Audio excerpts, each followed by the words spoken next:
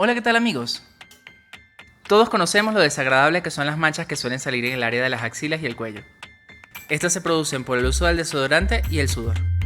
Hoy comparto cómo hago para borrar estas desagradables manchas. Lo primero es tomar agua caliente y aplicar una taza de detergente. Introduce las camisas y déjalas remojar por al menos 20 minutos. Si es necesario, aplica más agua caliente para dejarlas completamente sumergidas. Por otra parte, en otro envase agrego un poco más de detergente, un par de cucharadas de bicarbonato de sodio,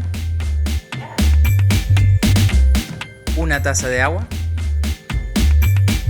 y media taza de vinagre blanco. Ahora con un cepillo froto un poco de la mezcla en el cuello y las axilas de cada camisa.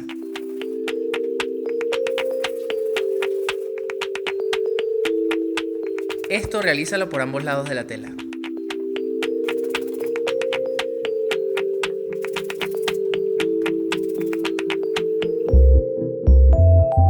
En mi caso, esto lo realizo aproximadamente cada 6 meses.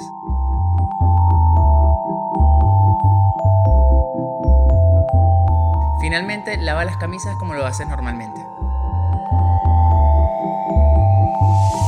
Este es el resultado final.